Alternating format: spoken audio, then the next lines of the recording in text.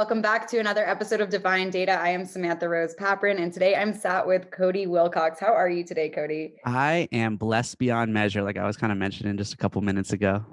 How are Yeah, you? that tagline is so good. I'm gonna have to borrow it from you. Don't worry, I'll credit you. Oh, goodness, please don't. This is what I used to say back in the day. Anyone that would come on my page and be like, can I borrow this or can I post this? I'll tag you. I'm like, I appreciate you tagging me. Don't get me wrong. Like, I feel like that's a very kind thing to do. But especially if it's not something I made specifically, you don't have to tag me. You don't have to, it isn't about ego. You don't have to come to me and say, this is where I found it from. Make it your own. It's yours now. Yeah, I actually really appreciate that and love that because I typically have the same exact mindset. And I've gotten some shit about it because people are like, well, that's how like plagiarism happens. And this and that. It's like, you know what? Yes, I hear you. But at the same time, like, if you at all believe in oneness, you know that this is all coming from like the same cloud consciousness, if you will. That's what I like to call like that. Our collective consciousness is like pulling from like a cloud, like the iCloud, like the universal. Oh yeah, I feel like that's a metaphor. I think, I don't know if it's conscious, but I think that that's a metaphor. And maybe somebody was picking up on stuff, for that to be the case. You know what I mean? Almost a they fractal. Pretty smart people over there. Oh yeah. Created the iCloud. Oh so yeah. I don't think that they wouldn't be aware of it. And if they're not, then subconsciously it's coming through anyways. Yeah. And you'd mentioned your page, and for anyone listening or watching, I don't want to even mess up how you say it. I think it's just is destiny, but with a bunch of threes in it. Right. I wouldn't say a bunch. Just three of them. Like three. Every time I've read it for the like however many years you had that account, I know that we'll get into you having it and then having it taken away in a second. But every time I tried to read that name, I'm like, Dream 3. This is my brain up, but I get it. No, it's totally Dream is Destiny. Yeah. I love that. No, I like that too, though, because I don't know. There's something about like the internet culture, and I've been just like so tapped into like forums and message boards and stuff like that growing up. I would say that's even how I feel like I'm as smart as I am, is tapped into so many things that I am, is just being exposed to all this kind of content from different people that you don't even know their real name. And, it's just like you can see a username or an avatar or a moniker, and you have whatever in your own head of like what it sounds like. And then you hear the person say it and you're like, oh shit, like, oh, that's what it was. I was saying it in my head wrong this whole time. So I think it's funny that you brought that up. It's always a cute thing for me, even just to think about like how I say other people's names and stuff like that. So. Well, I mean, I didn't even learn your name until we signed into this. Okay, today, that's wild. Like, I love that because, like, I've been tuned into what you've been posting for quite some time. We recently connected, and even then, like, I didn't necessarily, not that I don't want to know your name, but like, it's that I already felt connected to you. I was like, that's my brother over there. That's my internet brother. Like, he's Dream is Destiny. I don't even think about it. I put my full name on everything at this point. I used to have different internet-y names, and that really stuck for me. Nothing felt like this is me. I was like, well, Samantha Rose Paprin is me. But even my father, it's adorable. My father will like call some of my friends by their Instagram handles, and I'm like, that's funny. No, I like that. Your dad sounds hip. That sounds so cool. My dad is more hip than I am, honestly. At sometimes, like, he's like sitting there scrolling when we're waiting at dinner, and like I'm the one that's like, excuse me. Oh my gosh! Like, I thought I was supposed to be the millennial here. Little role reversal. I like that. Yeah. So speaking of following you for years, also I just want to make a mention that like when you posted on your Instagram story today that like ever inspiring or something, I like literally melted. So thank you. Oh, thank you for pulling yourself out of the puddle to make it for this interview. I know. I'm still like some feet on the ground over here. I'm cleaning up over there, trying to come back into human form. But it was just really remarkable because that's another thing about these internet friends, right? Is like we sometimes put like people on a pedestal, like with a number of following. We forget that they're just like another human. And having you say you were inspired by me, I was like, I'm inspiring a person Yes. No, that I'm glad. I'm glad you got inspires that. I'm glad you me. I've like in obviously felt it. Like, we've chatted back and forth. I see you doing your thing on your stories and stuff like that from time to time. I'll be like, "Get it, girl." Mention how you inspire me, like with your physical fitness journey and self defense courses and stuff like that. Just a quick aside, I found a Muay Thai boxing place that I'm gonna start going at. Just again, because you're inspiration. So absolutely, you are ever inspiring. Like just seeing how you speak and your conversations with other people, your posts, what you do. Yeah, and you're right. It seems like we can easily put other people on pedestals just because maybe a number.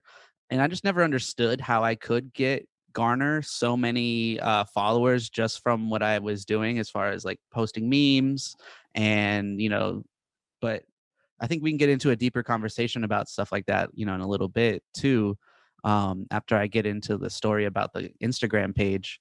But yeah, I'm just a normal person. You know what I mean? I'm Cody Willcox. I'm 30 years old. I was born in 1990. I'm just interested in what I would consider fascinating things. And I just feel really blessed because I think the universe really blessed me up with like, as far as like really cool people, like even like yourself, to get gravitate towards me, and even just really good information and just like stuff that I'm kind of borderline obsessed about. I'll listen to 70 hours of Terrence McKenna lectures, 20-hour podcasts on the Peace Revolution podcast. I'll listen to all 250 episodes of What on Earth is Happening, and stuff that I don't think other people on a mass level would. And that's why like in my podcast, the Waking Life podcast, like I'll try to like find snippets of my favorite stuff, and I'll just put it together kind of like an audio tapestry. I'll like, try to weave that together. And because again, I don't see someone listening to a 4-hour Terrence McKenna lecture to find that piece of gold that I just heard, and I'm like, oh my gosh, this is so meaningful, everybody needs to hear this. So I'll screenshot it and I'll put it together. And granted, my podcast may not be the most accessible to people as well. Some of the episodes are like 2, 3, 4, 5 hours, but I don't expect people to listen to it in one shot. How I listen to content, I'll be driving around listening to a podcast, listening to something, and then I get to my destination, I put pause, and then I'll pick up later whenever I feel inspired to. So I kind of hope that's what people get from what I do, or at least try to leverage what I put out there when it comes to audio content in a similar fashion. I mean, by all means, if you guys have the attention span to sit there for 5 hours and listen to an episode straight through, then all to you. Shoot, you probably put me to shame when it comes to stuff sometimes. I mean, I honestly some of the best stuff to listen to for 5 hours is like when you're cleaning or driving, Yes, exactly. or Oh yeah. like just Yes. getting some stuff done, like staying in like your own flow state and having that like background information to like seep into your subconscious. It doesn't necessarily have to be something where you're like, I'm going to sit down for 5 hours and only Mm, listen to this mm. podcast. Oh, so absolutely. I mean, I'm sure I'm definitely not one of the only people to come across this kind of hack, but like what you said, let it seep into your subconscious. I'll find like some really dope people, deep people that have like good lectures. I don't know if you've ever heard of Manly P. Hall, like this esoteric researcher. Oh my goodness, this dude, 27 years old, wrote a book that's like this thick on every single mystical teaching and background and stuff like that. I'm tempted to go back to my library right now and pull it out for you. But I want to keep the conversation going. So I'll listen to him. He was lecturing until he was 90 years old. He created something called the Philosophical Research Society out in Los Angeles. And he would do lectures out there talking about like really deep esoteric things. And to be honest with you, he's got a little bit of a monotone voice. And even though I really am fascinated with what he talks about, it's easy to fall asleep to him. So I will purposely put on an hour and a half lecture on YouTube of Manly P. Hall talking about something. And yeah, the purpose for me is not the 10-15 minutes as I fall asleep. It's the hour and 15 after I'm sleeping for it to go into my subconscious. And then I don't know, maybe that's one little hack that I've been able to pick up along the way that I could share with some people. Oh, if I they would hadn't. definitely have to agree with you. We can learn so much through Hmm. that, like meditative states as well. Like if you just like Yeah. put something on while you're meditating and when you're sleeping, both of those, it seeps into your subconscious, whether or Hmm. not you think you remember the information the next day. Like Hmm. you'll like that have this like memory recall later on when you need that info and Yeah. you're like, huh, Yeah. I guess I was somewhat cognizantly aware of what was going on. And even to your point, like when you're doing other stuff, like your mind might be actively engaged. I was just thinking maybe in 2 hours or so before jumping on here, my wife and I, we were painting our back room. Got good news that I want to share on that front too. But we're listening to stuff, we're having a conversation, we maybe focus on whatever we're doing. And yeah, even in those moments when your mind is actively engaged, you're still picking up on thousands, if not millions of different information data bytes around you coming into your different senses. So that's my thing is, and like kind of as much as I can in my life, just have a conscious mindfulness to what I'm consuming or what I'm doing. And, I think that that's really cool about podcasts and about how we live our lives these days, as opposed to previously. Like, I think, when it comes to television and stuff like that, there used to be just 2, 3 channels, and whatever if you wanted to watch TV, you just turn the TV on and you had your 3 networks to choose from. At this point, we have almost like an infinite amount of streams of things that we can pull from. And to me, it's important to take responsibility for what you're listening to and what you're wanting to learn, or even just like veg out. And if you don't care about learning at the time, like, still pick what you want to like put in your mind. You don't know exactly what's going to be out there. Like someone listening to this podcast, they're not going to know exactly the things that we're going to talk about, but going into it, they probably have a little bit of an understanding. I mean, Divine Data, that's a beautiful name.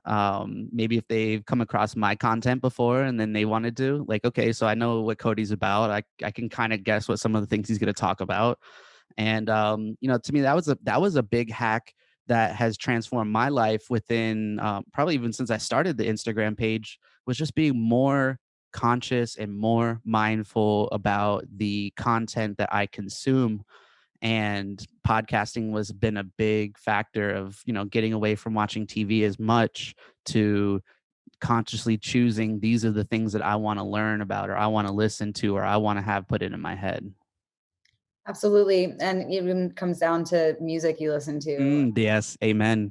I Amen. know that there's like even certain tonalities or whatever it's called, like the frequency of the song will come on. Mm. I'm like, ooh, that hurts. I'm like, cellularly, like I don't want that. And I feel Nope. like it's like supposed to like bring like darkness into my life Mm. if I listen to that. And I don't, and listen, like I say darkness, and trust me, I understand that darkness and the light are both equally as important. Good. Awesome. I'm talking about like the darkness that you don't want latching No, onto yeah. you. Like Absolutely. No, I completely agree with you, because yeah, we live in a dualistic realm from my vantage point, you know what I mean? And obviously we can all have our different perspectives on everything, but to me it's about embracing both sides. And but that doesn't mean, you're right, like, oh, let me just put all this things that would be potentially harmful to my energy or to my consciousness. Let me just put that in front of me just because, hey, it's out there and we need to embrace it all. Like, no. Again, I think it's important to like anchor yourself where you want to be, and then kind of allow yourself to like kind of go with the flow of the ocean around how that, operates. And So, there's something to be said about like it's your own darkness and your own light that you're allowed yes, to just like fully integrate. But like I don't need someone else's, and I someone also don't want else is it right. given to me via media, whether it Mm, be TV or the news or music or whatever have you. Like, and there's so many like conspiracy out there about oh, like even the you're talking to healing the right guy now. even the healing frequencies that we're told are like healing frequencies, people are saying like some of those are not the Yeah, right frequencies. right. And it's actually like doing the opposite of Mm, what you're seeking. mm-hmm. So there is really important to practice discernment. Like, Yep. and it's something that like I'm getting trying to find a balance in as well, Mm-hmm. because like there was certain rap music that I just stopped listening to, like Okay. full stop. And then recently I like found this playlist when I'm boxing that I'm like, I don't know, this kind of like puts me in the right place for this. Absolutely. And it's like the energy and intention behind listening to that in the moment Mm, and knowing that like I'm doing this, yeah, with intention, A, and yes. B, like I'm not like allowing it to reprogram me in any type of way. It's literally just like the right like frequency Mhm, for the motion and mhm. like Oh, the for sure, the energy. rhythm, the Yeah. BPMs, absolutely, yeah. And So so good. it's hard because some of the lyrics in those Mhm. go against some of the stuff that I want to be consciously For intaking, sure. but it's like it's the balance. It's There's the definitely a balance. And I mean, you said a lot of things there, like even kind of just buzzwords in my mind, like, discernment, balance. Started talking about hip hop. These are all things that like mean so much stuff, so much to me in my life. That yeah, like I said, we do live in this dualistic realm, and I think that that's kind of our place here is like I feel like we're like on the cusp of like what it's like to be an animal and what it's like to be a spiritual being. You know what I mean? And whether whatever you anybody listening, if you even have like your own philosophy on how like we got here or what we're doing here, there's a lot of just we came from apes, we came from animals in a different kind of aspect. um and then we also are going to be spirits someday, and I just feel like we're like I said, we're in that balance point. Like I call it like we're like a fulcrum. Like if you think about like a seesaw. what's a fulcrum? So like I think back to like learning about this in science. So like if you like think about like a seesaw, like where you're on one side and the other person's on the other side going up and down, Mhm. there's that thing right in the middle, and that's the fulcrum that Okay. keeps that balance between both sides of that. Okay. So again, I think of that as like almost like a metaphor for maybe humanity's place here is to be that balance point where things pivot off of and things can go up and things can go down, but ultimately yeah, we should represent that balance. And what you said as far as like how the lyrics of some songs may not resonate with you, I think back to this gentleman Saul Williams, who I owe like even putting me on to this conscious path. He had an interview where he was like, people listening to hip hop music that talk about violence and degrading women and just like perpetuating bad stereotypes, it has a dope beat and you're nodding your head to it, and guess what you're doing? You're subconsciously affirming that message.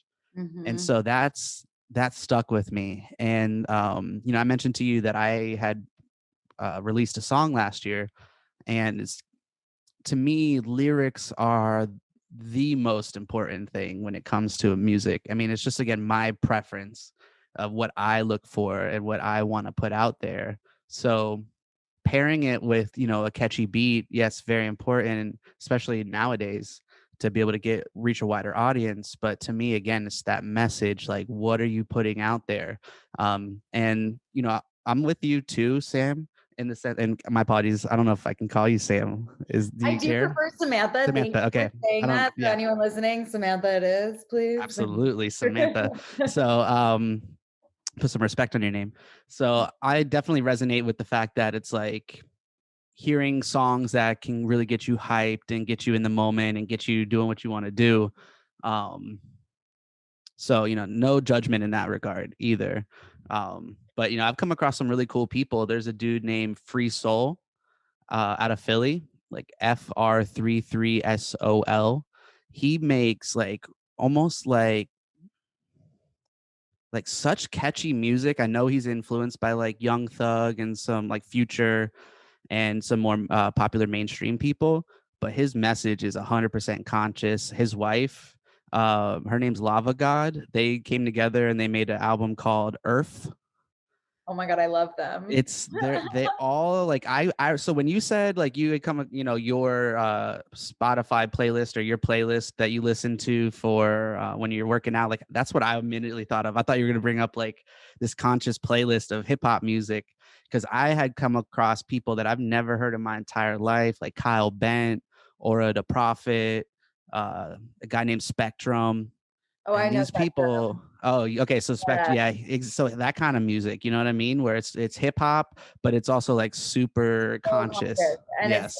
yeah, it has the same amount of like catchiness to Yes. it, and you like can feel like the healing that is happening to Yes, you with your music. absolutely. Yep. Totally, and that's what I've been listening to, but it's Okay. interesting, like, I allowed some other hip hop into my life again, which, like, I had literally shut it out, like, it did Oh, not okay. So exist. yeah, and that's what I was actually wanting to have a conversation with. Like, so you stopped it like I full stopped it stop, like, completely, hey, full I stop. don't, yeah, I don't. And there's, you don't want to throw the baby out with the bathwater because there is some stuff out there that could resonate with you. So yeah, talk a little bit more about that. Yeah, so I ended up I find a couple of these songs, I'll turn songs off if there's Hmm. certain you go too far, you Yeah. know? No, I feel you. But there's like this one song that's like Mr. Right Now, and it's like it's funny. It's funny. You just said it before, like we're allowed to like find that balance between like being an animal and being a spiritual being. So it's like I stopped myself from being like sexy and vivacious for a while because like I was like, no, oh my God, Yeah. like I have to be like this spiritual, like pure Hmm. being. And like Hmm. I'm finally like falling in love with myself again, the sexy side of myself That's too. amazing. And that's taken a while, you know? So it's like some of these songs, it's like I think he says, like, oh, I'll fuck her to a slow song, Uh-huh. but I'm a savage. And it's like, yeah. Yeah, exactly. I was No, like, absolutely. and And I'm like, okay, like there's that balance there. But then like the next song, if it comes on and I don't know it, and it's like, fucked a hoe and smacked a bitch and like throw her in the streets after he had yes. sex with her. I'm like, no, like I don't want Turn this off. that. Oh. um, Right. I had like I don't even remember what the lyrics were, but I Mm, had a horrible line stuck in my head, and I like said it to my friend in this semi baby voice that I do. It's like kind okay. of my inner child coming out for real. Okay. And I've accepted her. She's there. She Yes. exists. And I said the lyric to her in this baby voice, and she goes, especially when you say it like that, Oh makes no. it so fucked up. And I was like, yo, you're so right. wow. Like, wow, I can never listen to that song again.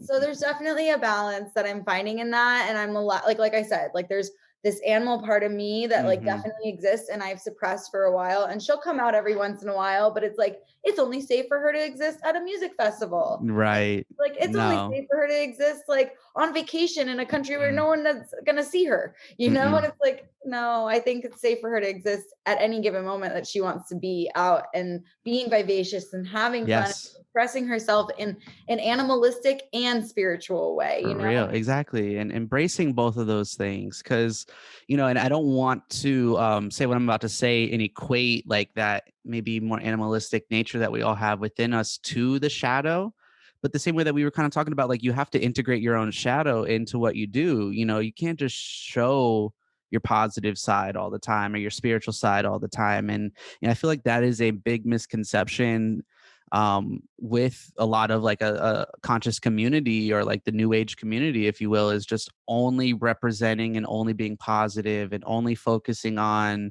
like chakras and meditations and, The like toxic not positivity. even allowing yourself to have a conversation on a medium like this where you say, fuck the hose and I listen to this kind of music and stuff like that. Cause like, no, I mean, if you're a real authentic person, then you're kind of this culture, you're kind of this society, you're, influenced by some of these mindsets. And just to pretend like you're not, again, that's to me inauthentic. And my thing is just trying to be as much of yourself as you can. And with the idea and mindset that you're just going to attract those who are either like you or would want to be like you. And to me, if I could just find a lot more people like myself, which I'm able to do when it comes to like on Instagram or on different social media, or even just in my own life at this point, like, why not? You know what I mean? Like, why not try to have a lot more people that are of a similar mindset around you so that you can have conversations about the things that you care about and you can hear things from a different perspective, but also know that it's coming from the right place. So, that's been my thing. And even when it comes to the music that I do, my musical moniker is kind of like the first part of my Instagram name. I go by Dream 3, and then the first E in Dream, or I guess the only E in Dream, is a 3. So then it's like DR3AM3. So that's my music artist So name. you're like And Dr. 3 am 3. yeah, almost kind of it. Yeah, no, I've like seen it like that. I'm like, oh, Dr. 3AM3. Well, I it's kind like of cool because it's like you're like a there's professor of layers. like memetics in my Yes, mind. So like yes. you're a doctor of memetics, and then Ooh. like you are, I am just am, Yeah. the vibration Yeah. of am. So Yes, it, absolutely. it plays its, I don't know. I'm just making Savage. it in my No, head. I want to definitely share my song with you after we get out of here because it's got that like catchy tune and stuff like that. It's got the good lyrics, and it's about cannabis. Not gonna lie, it's about cannabis, and but I get spiritual with it.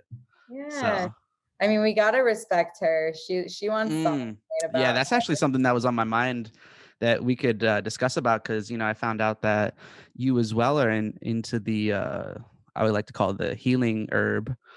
I'm actually a huge proponent of all psychedelics and plant Ooh, medicine. same. I'm also a huge proponent of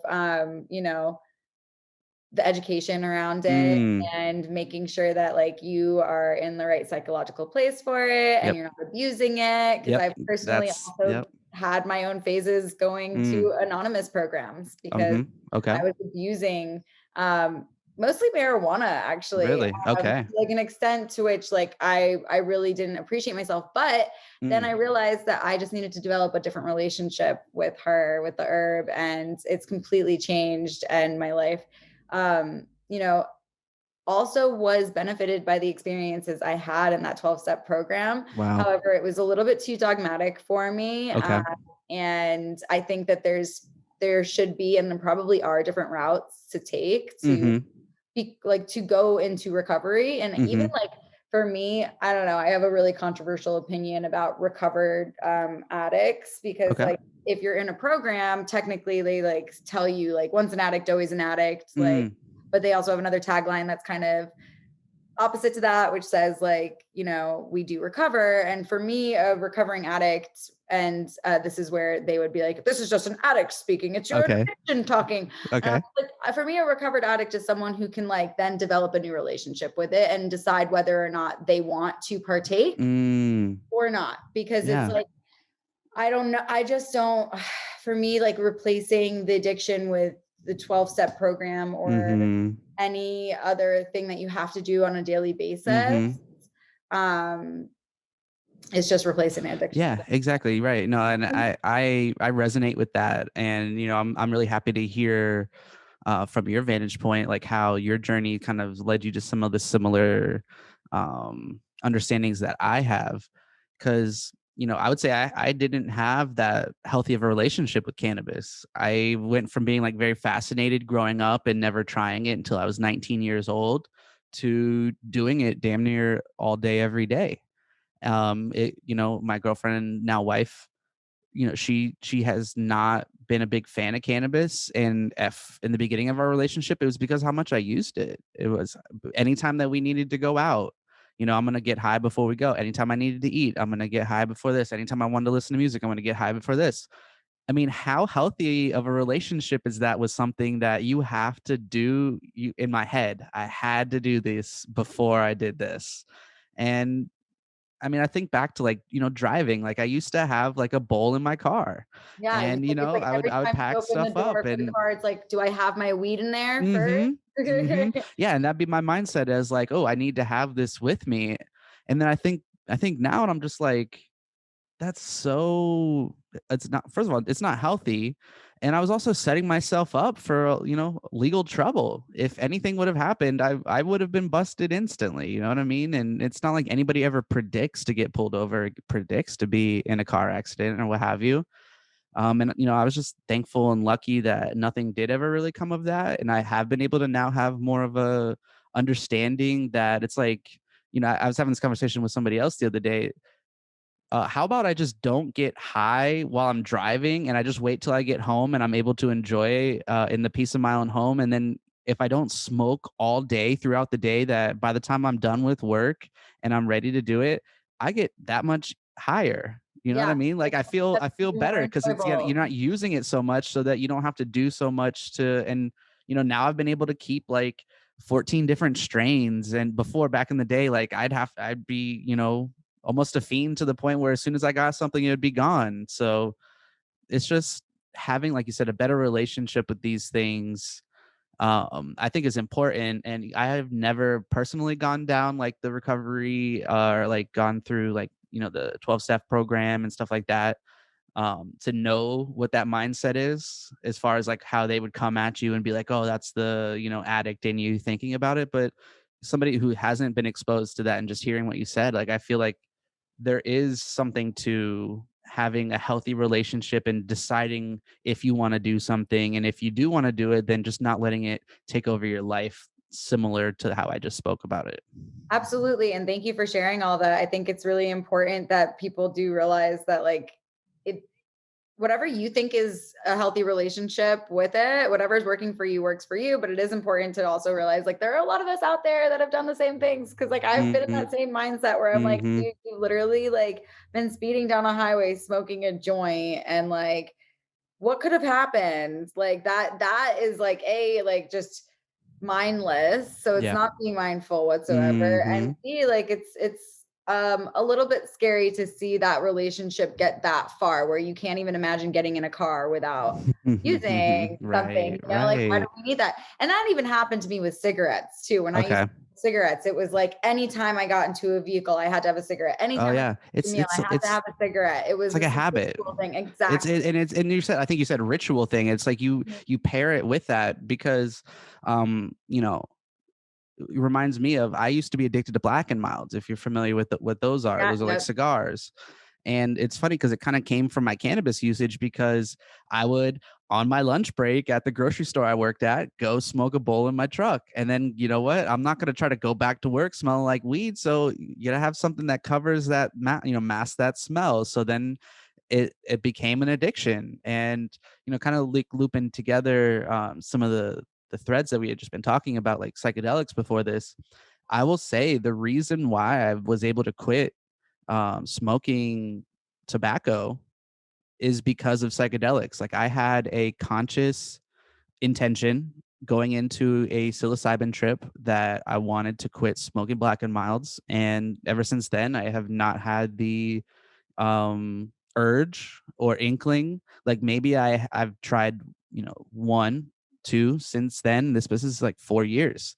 And so like I kind of think back to like it, I used to get like, you know, a 25 pack from like Sam's Club, and I'd go through them pretty quickly. And it's that shit's not healthy at all.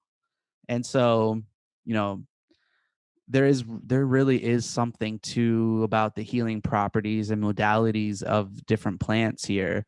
But again, with that balance mindset of, it's not a cure all, it's just a tool.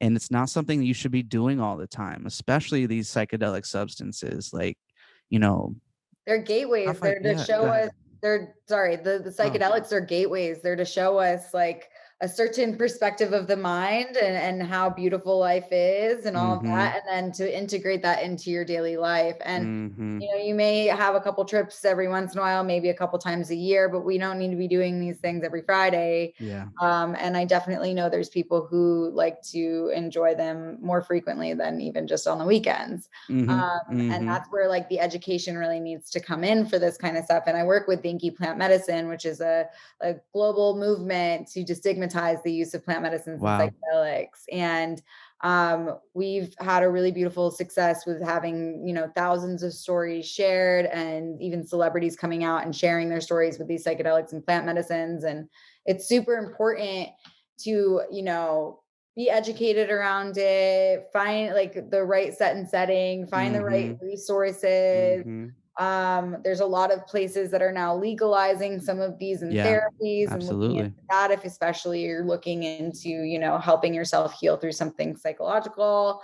Um, Yeah, it's a lot. And I think what's also really important to recognize is not just the better relationship with the substance, but a Mm, better relationship with self. Once you have that yes. better relationship with self, it's hard to use in that abusive type Mm, of way. It's you mhm. become more aware of, oh, I can get so much more done if I'm not smoking all day. Yep. Yeah. I feel so much more accomplished when I do get home and I'm having my first bowl after 6 Mhm. p.m. or whatever it is. Mhm. Um, there's so much of that that it's like, yeah, like when because I work out so much right now. Thanks for Mhm. mentioning it before. Absolutely. Um, it's not as easy to go work out if you've been wake and baking all Mm-mm. morning, No. right? Nope. So, and you know what? I've even been the person like you said before. We were like, smoke before you do anything, or I'm like, oh, I'm going to the gym. Better light up Yeah. a doobie. Yeah. Like And I mean, and I would say even with that, and sorry to cut you off, is there are people that do have the relationship with cannabis that does motivate them. they They do might find a certain intentionally. cultivar or a certain strain that does motivate them and get them a little bit more energetic to go to the gym or go do something. And there's people that treat their anxiety with stuff like that, and they may. And so again, there's really, for me, there's no judgment because one thing I wanted to bring up when I was listening to you too, when you're having this conversation, is like we, at least between you and I, we've seen these things in ourselves. So how are we going to pass judgment on to others who are, in a different place of their journey that we may have previously been, or who knows, maybe even go down at some other point if we don't stay vigilant with our mindset on stuff because, we're all learning and we're all growing. And some of us have gone through some of these things.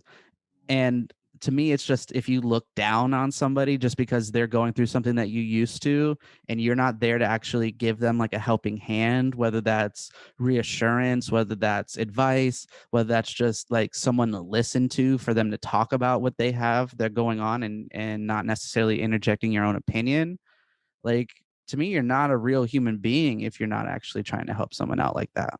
Absolutely. And that's also why I stepped away from the 12-step program. And you know what? I don't even want to be sounding like I'm dogging the 12-step No, program because I because you said know it it it works. really helped you. It really helped me. It did. And I know it also works long term for other people, but Mhm, I had to personally step away because I have such like an open mind that like mhm. I'm willing to be like maybe I am an addict and I have to Yeah, go no, down the same, path yeah.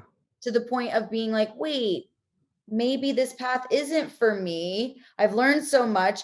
I'm going to walk away. And I realized as I was walking away, that meant I had a group of people that were looking at me thinking, she's back out on the streets again. And for me, I was like, that's really sad because Yeah. I became very close to these humans, but that's their journey. That's how they have to see things for them to heal and recover in their Mhm, own way. And mhm, that's totally fine. It just wasn't the way for me. And it gave me so much insight into myself. Working the 12 steps, I honestly think that like with some editing down for the general public, every mhm. human should check out like some Mm. sort of 12 Mhm, step like mhm. program in their own life. Like I would love to help design one that's just like for It's a a person beautiful that's idea. trying to like get Yeah, to know themselves and heal yeah. themselves on a deeper level, because those were super helpful for me. But yeah, it it wasn't the path for me. I needed to Mhm, take the break that I took. I needed to learn the things I needed to learn. I needed to develop the better relationship with myself and yeah. with the substances. So that was really a huge part of my journey, and that's actually super recent that I decided I'm going to be come back to myself in that way. Where I have a couple Mm, friends who are like, honestly, I think the marijuana helps you. Like, mhm. and they're like, it's great that you can now know you can take like 90 days off Yeah, if you exactly. Yeah, want that to. part is important because again, like I went from the mindset of like feeling like internally I had to do this next thing or to enjoy something more. And to take a step back and have a tolerance break and realize that it's not like life isn't worth living without that substance. You still get happy, you still like things, you still, enjoy yourself again, it's like you develop a better relationship with yourself more than you really are with the substance, and that kind of just like flows out from there. And I can see that too, because there was times where I was kind of getting in a funk when I hadn't been using cannabis. And I noticed as I integrate it slowly in my life that it is helpful, and I do have a better mindset, generally speaking. You know what I mean? So I am seeing where it can be helpful. It's a tool. It's not an end all be all. It's not the only thing. But it's something that it plays a really big importance in my life, just in the sense of like what I do for a living. Like, I'm a learning and development specialist for a company in Florida that sells medical cannabis. And so what I do all day is talk about it and educate people about it and create resources that say how it can be helpful. But for me, it's about bringing that, again, that balance, that nuance, that subtlety to the conversation, that it's not for everybody. It's not a panacea that cures everything.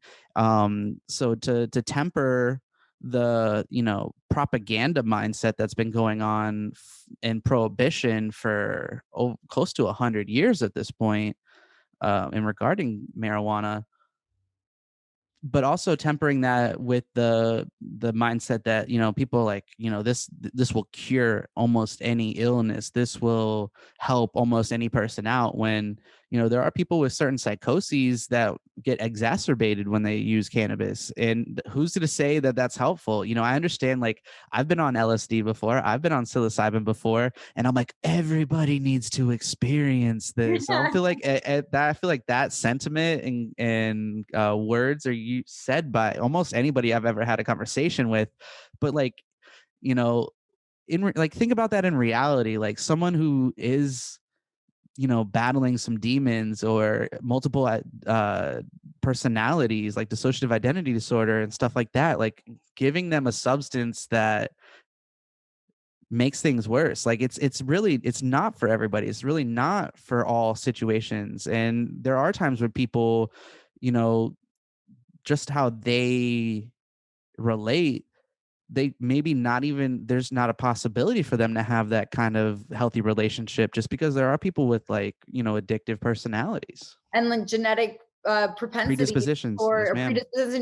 predispositions, thank you, towards psychological disorders that may not even like arise in their systems unless Yep. they have that substance or have too Mm-hmm. much of a substance or have a Mm-hmm. traumatic event happen in their life, Mm-hmm. and it is a chemical balance, and it is something that you have to like really do that research and understanding. And also there is some like, in some senses, an intuitive side to it, because Yep. I won't want to say just be intuitive about it, but I would say like do your research into your family's Mm-hmm. genetic Mm-hmm.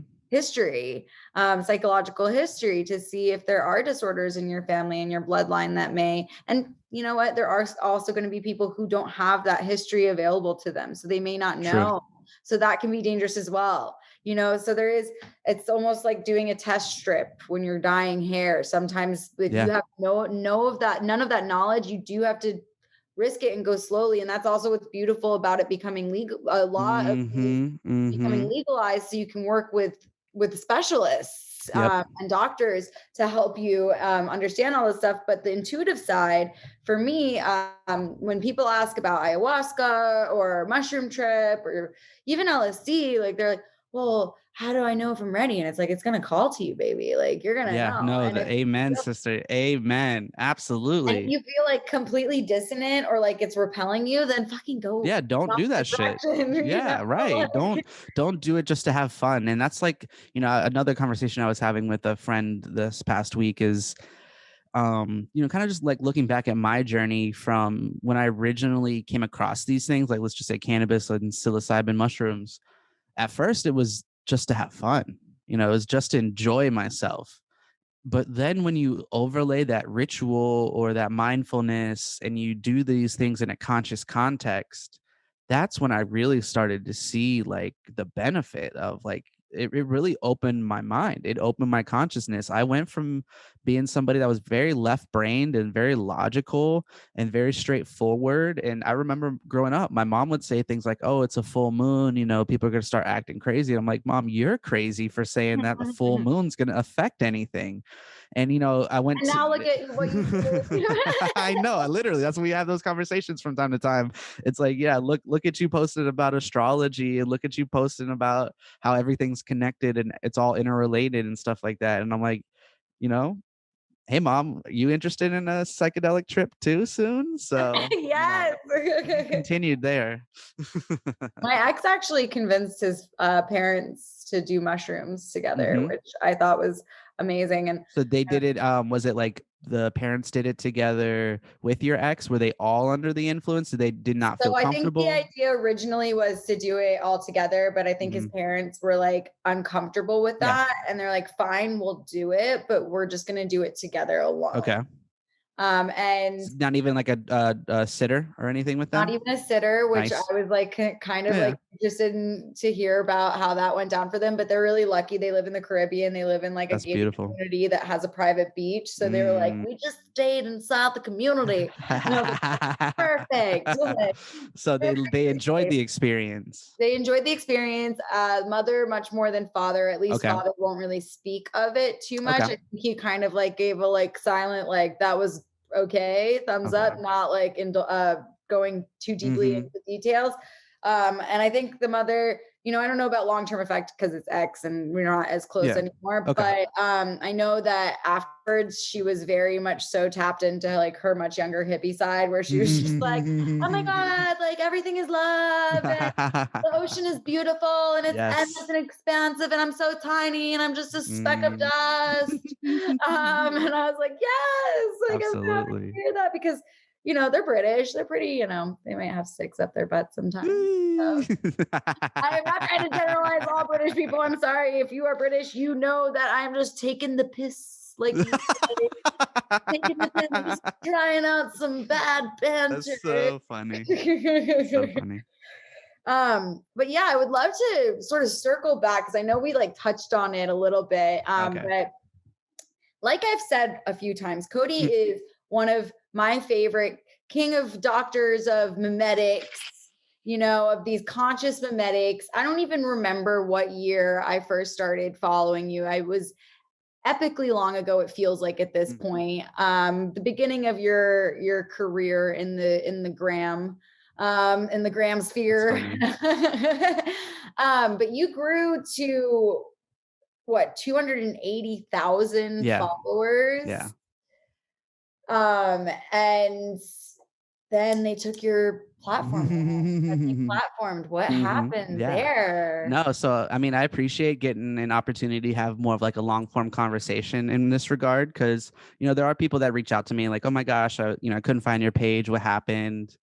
Um, so I definitely want to get into everything, but I would say let's start at the beginning. It was about 2013 when I first started that Instagram page, and I feel like that's almost towards the beginning of when Instagram started becoming a platform and becoming popular. I think it might have originally started in 2011. I started hearing more about it in 2012, and it was funny. It was my wife, who girlfriend at the time. Like we've been together for over 10 years now.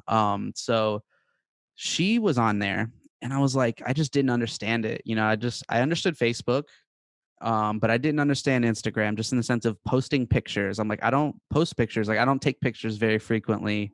I don't, it's not like I would share my life too frequently. I would share like music lyrics and stuff like that on Facebook.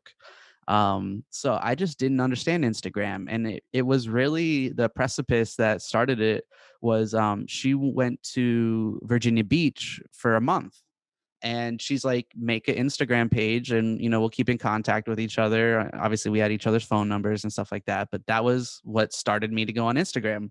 And I remember if the page was still there, you scrolled all the way to the bottom after like 30,000 posts, you'd see just like me posting pictures of the shoes that I just got, a book that I just got, my new cell phone. Like it was just like, almost like any other person's personal page of like, here's my life. I would say the third, fourth, or fifth post, I had come across a Serbian proverb, and it was like, we're all, I'm going to butcher it, but, like we're all made of, damn, I lost it. But it's this awesome proverb that I came across, and it's just about like being of the universe and but still being on that planet kind of situation. I'm like, oh, this is awesome. Like, yeah, this conscious stuff. I love this stuff. Absolutely. And then that really opened me up to like, there is a whole community of people that just post things that are like this. And, I started learning about hashtags and learning about other people who had big pages, and I was, taking stuff from them, reposting it, sharing it, and there'd be people that would be like repost the stuff that I posted. I was like, "Oh, this is pretty cool. This is pretty interesting. Like there's people out there that are like me, and it's more than what I just thought. Like it's not just like I'm just one. I mean, we're all unique, but like all the shit that I'm interested in, there's no way there's 280,000 people that are like this that would care about these things, right? And little did I know, yeah, after like 7, 8 years, I was able to, coalesce that kind of following. Um, and it's really amazing. Like I don't say this to sound like egoic or braggy, but there had been some like big celebrities that were following the page that was like kind of blowing my mind. Um, like Adriana Lima, one of the Victoria's Secret models. Janae Aiko was reposting stuff that I would post. Like Big Sean, one of my favorite rappers, was following the page. Like That's awesome. Danica Patrick, the race car driver, Dustin Portier, the MMA fighter. I'm just like, hold on, these people follow me? Like, what is this? And it's kind of like we were talking about earlier, putting people on a pedestal and what have you. You probably shouldn't. Um, but shouldn't I even think put it yourself takes on that away from your pedestal. own power when you put people on pedestals. If you're putting Mm-hmm. someone else on a pedestal, I think you should prop yourself right up there with them. Because I think when you Mm-hmm. see like the magic in someone else, it's because you have it within yourself. Otherwise, you wouldn't be able to Yes. see it. Let me highlight what you just said again. Yeah. If you notice the magic in somebody else, it's because you have it inside of you. So thank you. That is beautiful. I love that so much. Because how would you recognize it? How would it feel special to you if you didn't have at least an inkling for there to something that you could harness and turn into something that is just as bright as that other person's light? So I couldn't agree more with that. So it by July of last year, 2020, yeah, I did have 280,000 followers. And what was really astounding is I would post all the time, so every week there would be millions of impressions. Like as it's like just thinking that this stuff would go out to millions of people. I mean, I remember having a mushroom trip with one of my friends and crying to him into the universe. I'm like, please let me create something that can affect people and make them like love themselves more.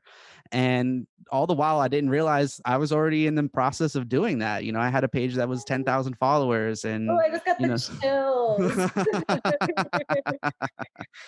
And like it's like to me it's still a balance between like, what am I actually doing? Like I'm posting memes on a page. How valuable is this? But again, it's the message behind it. It's the community that was brought together. It's even just like, again, like my compassion and kindness and reaching out and like having conversations with people through the messenger or in the comment section, or my big thing was just putting people on to other people's content, because it's not all about me. I've made probably like 300 memes.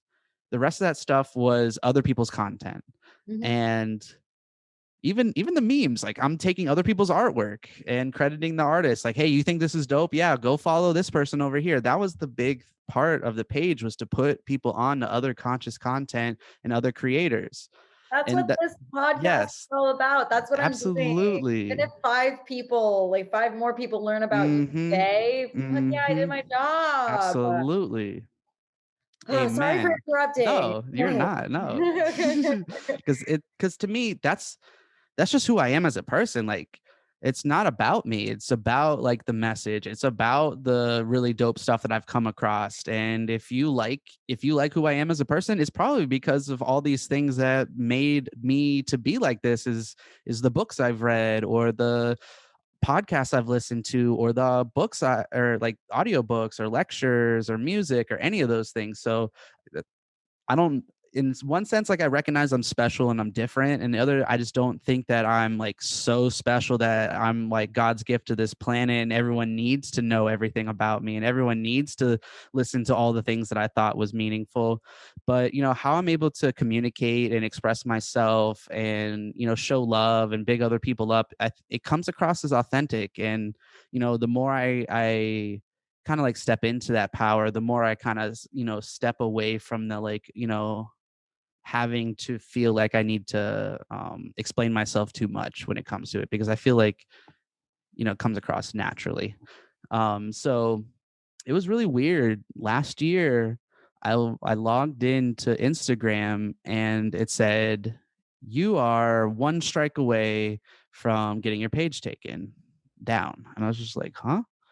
And 15 minutes after, like I screenshot it and I put it on my story and I was like, I think my page is about to get taken down. And 15 minutes later, I went to log back in. I just like bounced away and then tried to come back. And then sure enough, it locked me out. And, I don't want to speculate as to why. I think ultimately, like after meditating on it for months, I think really what it was is like I said, I would repost a lot of people's stuff and I would tag them. And according to Instagram, even if you tag somebody, you're still breaking the terms of service by posting somebody else's content. I mean, we all know what Instagram's like. We're all reposting everybody's stuff. So it's like they pick and choose Mhm. what, There's maybe some people that are egregious. protected for sure. Yeah, and there's that too. And then that's kind of like what I had been thinking about after meditating on it was, let's just say theoretically speaking, you, Samantha, had made some content that I had been reposting for a couple years. And then you went and you got it copywritten and you got it submitted to like YouTube and Instagram and Facebook that this is my copywritten material and to please take away anything that's out there that is using my stuff. And so I just feel like I was like an unfortunate victim of kind of like somebody just going on and saying, "Hey, I don't want other people to have my stuff." And then I had 5 strikes within 15 minutes, some of which went back years. So I've been saying, going to Instagram via their help center, and I probably did like 50 appeals at this point. um it really brought me down because like I said, I was reaching millions of people. I felt like I was really tapped in, but I had to come to the realization that I'm probably not going to get that Instagram page back. And like, what am I going to do? Just sulk in it? Am I not going to do anything else? Like this, I didn't do it for money. I know there's a lot of pages that they do it for money and that's how they make their living. I maybe did 2 or 3 promotions in my entire life. Like all the stuff that I would have up there is because I fucking liked it and I thought you should come across this. So, save those maybe 3 times in all that 7, 8 years. Anytime you saw stuff up there that there was I wasn't getting financial backing for it. Again, I was just trying to put people on. So I had to come to the realization that, am I going to let this keep me down or am I just going to continue doing what I want to do? So, I recreated the page and it went from being dream is destiny with threes between the words. That's basically how I considered it. Like I like the number three, 3 threes. That's even cooler. Dream is destiny comes from a movie called Waking Life.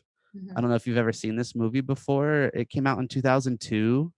Very trippy movie about like deep philosophical stuff. It's like a guy who's like in a lucid dream and he goes across like these people having conversations. And I would suggest everybody watch that Waking Life movie. And that's also the where the podcast. Podcast, yeah. Yep, that's where the name of the podcast came from. So The new Instagram page is very similar in name. Like I mentioned before, I have my rapper name Dream 3 or Dr. 3 Am 3. So it's DR3 AM 3 is 3 Destiny and then no 3 at the end of that. So it's, again, three threes in it. Dream is destiny. Um I've got like close to 4,000 followers in that time frame. So I thought that's awesome. Like that's a hell of a lot more than when I originally started out on Instagram when I started posting for that first year.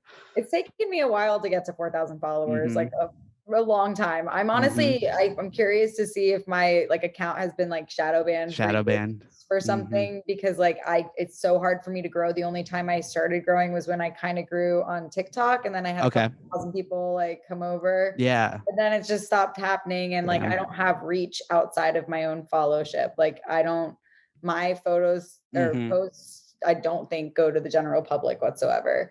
And I just don't use my Instagram. I don't do it for the followers anymore. When I got a following on TikTok, Yeah. I stopped being consistent because I was like, oh my God, there's so much like pressure. You expect so Okay. much from me. Like, Okay. and I think that's mostly in my own mind. Meh. I started posting again after like a 2-month break, and I had people being like, where are you? We miss you. We Mm, want you to do mm. this, post that, dance monkey. And I was like, Oh ah, no. like I love that you love me, but like I Yeah. literally took 2 months off because like I don't want expectation around me And then that's all posting. you throw at me when I come back. Yeah, I was like, it was super fun. And when it was fun, it Mm-hmm. was fun. And Right. then like when it Right. started to feel like it had a lot of purpose, I was like, damn, that's pressure now. Mm-hmm. And I'm trying to get back to that like fun, that like I was saying before, the animalistic side, the sexy side of me, all of those sides are just coming back out again. And I appreciate hearing what you're saying because it must have been such a mind trip having all of those years of work taken away from you. And like I think what you do with the intention of like posting everyone's stuff is so clear. So it's like so unfortunate when that one person or one or two Yeah. people like Mm-hmm. are that like stingy with their work. But I get it. I get it. It's their Yeah. babies. Yeah. But Yeah. I also, I don't know. I just feel like that's where we need to really start to come together, especially when they're posting content like what you post. That's what Mhm. confuses me about Mhm. it is like, Yeah. and that's something I recognize a lot in like the spirituality and consciousness space. A lot of like spiritual leaders, they'll get mad. They're like, oh, Yes. like Yes. I own your healing. Yes. I'm supposed to be the dominant, Yes. influencer in this crowd. You don't get to have truth. You don't get to be Right. right. You don't get to have false. I'm the It's one like, that owns the truth. and it's like, but you literally have been preaching for years that we're all going to go through like a global awakening and it's going to happen. And now that it's Right. happening, you're upset. You're Yeah. upset now. Oh yeah, it's Like, like I what mean, the I hell? see it in myself too a bit. Like I feel like I'm a bit of a hipster where it's like, no, I came across this. You guys are just coming to this trend now. You don't know shit. I know it all. So I can see a little bit of it in myself. And yeah, there have been, lots of different figures or lots of different personality types that you come across, whether it's the spiritual community, consciousness community, or just any walk of life that you do anything with. Yeah, and so it's interesting, like there had been times where artists would reach out to me and be like, why the fuck did you put your name on my artwork? And I'm like, I can understand why you think like that. You probably spent 20, 30, 40 hours making that um piece of art, and someone just screenshot it and then put a couple words over it, and now they have their Instagram name. So it made me more conscious of that and be respectful of that. But there was something that you said, Samantha, that I did kind of want to address, like in regards to like maybe somebody being stingy about their work.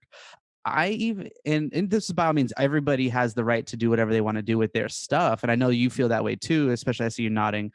But like my thoughts are is I don't even think anybody was like directing anything towards me as much as it was like, again, that scenario of like I've been reposting your content, you submit it for copyright. You're not submitting it because Dream is Destiny has the page and you want his page to go down. You're just saying anybody that posts on any platform, I want proper accreditation, or I don't want you to have my work because I want to have some kind of financial gain from it.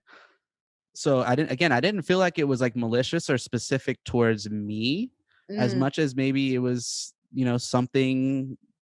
It just, again, like I just, over time I had enough stuff that it came to bite me back in the end, and I didn't really consider that it would.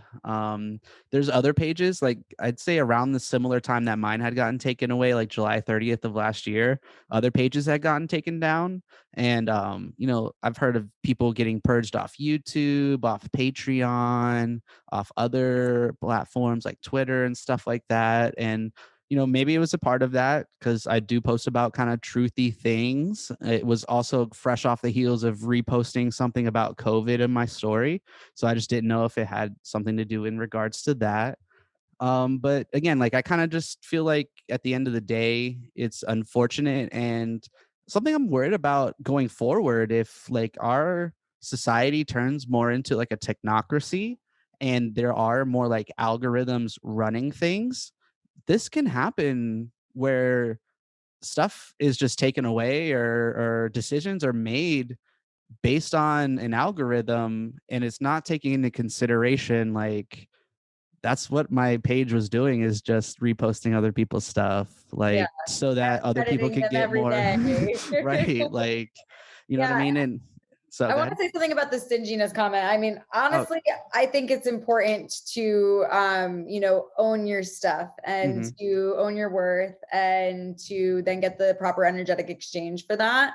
I just also think it's silly to like put anything that's going to be like copyrighted out on a public platform then. Like, Yeah. if you want to make money off of it, my suggestion or my Mhm. assumption in my mind would be Mm. to sell it, especially now Yeah. we have like Yeah. NFT art and stuff Oh like my gosh, so you know like about that. NFTs? Yeah, of course. Oh Like, fuck yeah, let's talk yeah, about people make that. thousands of dollars off of like the one painting that they've made, and it's just copies of them on the internet. And it's Yep. like, dude, fuck yeah, do it that way Yep. then. Like, So don't hey, no, I love this. So perfect.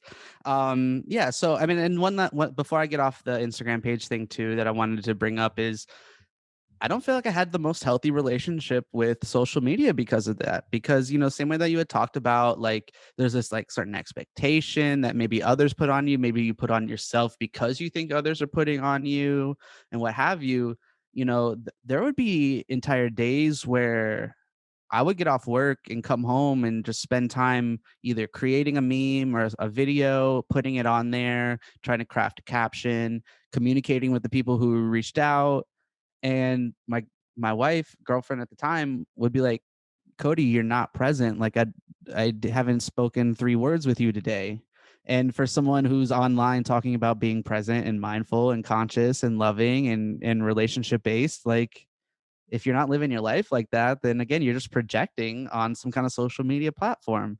So I have noticed, and my wife has told me that I am a lot more present in our day to day life, and I am more giving in our relationship when it comes to attention. And she is getting a lot more than what she needs. So that is something that did come from losing that page to like make me understand like what is really more important in my life. And yeah, it is important for me to get content out there like in a conscious way and inspire other people and have those interactions, but it also is more important for me to do that in my own personal life and not necessarily posting on social media in that regard. I really feel like I'm having such like spiritual like thoughts about why it happened, and it's like Yeah. the woo woo is coming out of me to Mm, say like, yeah, it was meant to teach you all of those things, bring you back to the presence in your own relationship, and also like take you away from. Unfortunately, there is a group of people who are still stuck in that 3D mindset where they are, they want to be these spiritual leaders and they want to be like breaking through, but they are trapped in the old ways yeah. and they have the big platforms and they haven't been deplatformed yet. And I say yet because who knows, because I think we are Yeah. kind of moving into, at least for a temporary amount of time, or if not forever, a technocracy, like you were saying. Mm. Um, but We I can think stop that shit. Hold on. We gotta stop that shit. We ain't gonna let it happen. But go no, ahead. we're not gonna let it happen. That's the thing. Like I truly believe the light wins at the end of the day. And that's Yes, what I'm ma'am. trying Same to get here. to with this is that like you had to do that. You had to go through that so that like because you are the truth. You are authentic and you Thank needed to you. come back to your truth and your Right. authenticity so that you could be that leader of Mhm. this new earth or whatever Yeah, whatever no, I feel that. coming up. I feel Yeah. that. There's Absolutely. more to that that's coming through for me right now, but like we can go No, we if you can dive want, in. I would love to hear you talk about it. and It's a riff lot. off that. It's a lot, and I'd love to share it with you, on a more personal level at a different time. Okay. Honestly, Yeah. it's Whatever you feel a lot comfortable with, for because me. I mean, I put my whole name out there the same way that you put your whole name out there. Like, I'm not hiding nothing. You know, Oh, if you I'm feel not like it's this if you isn't me feel hiding anything. no, It's no, and a I don't lot of mean that energy that's either. Yeah, I coming don't mean that either. through. Yeah. Whatever you know, obviously trust yourself when it comes to when you think the best time to talk about that stuff would be. Yeah, it just, sometimes when I channel through stuff like that, it becomes really like, uh I don't want to say agitated energy, but like all over the place energy. And Okay. I want to keep myself more grounded right I now for the respect rest that. of this Absolutely. episode. Yes, sweet. Thank you. But I Yeah. definitely see a lot of reasons for that to have happened. Mm. And I think that, the right people are all coming back to you. Yeah, And exactly. it's really beautiful to be able to be here in this place in my own life, like personally, to be able to say like, yeah, I'm a person who's been following you since you started, and I put Mm-hmm. you on that pedestal, and Mm-hmm. here I am interacting with you and feeling like I'm holding hands with you, helping create Yep. this newness and helping us shift into what is coming and what is happening and what is now. Mm-hmm. And it's really beautiful to be able to see that. And so for anyone who is listening, like if you do have someone that you're putting on a pedestal, I think the best thing to do is consider how am I like this being? Yes. That's what Like I'm thinking too. how like what is the reflection there? And how can I then create and step into my own magnificence through that Mm. reflection, through seeing them in the mirror, because we can't do this alone. We need other people helping inspire and educate and raise the frequencies of the Mhm. planet. And all of that, we need everybody who has that like impetus and desire. And anyone who's listening to or watching this right now, I am sure that you are one of those beings that has Absolutely. that I desire. know unequivocally that's the case. Absolutely. Yeah, I don't mean to step on you there, but that's exactly what I was thinking is like, same thing that we said earlier. Like if you notice the magic in somebody else, it's because there's at least a spark of that within you, if not a whole beaming radiance that's what is ready to come out, because how would you notice it otherwise? And that's what I noticed in my own life, like I mentioned earlier, Saul Williams, like this guy is very eloquent. He's a poet, he's a musician, he's an actor, he's an activist.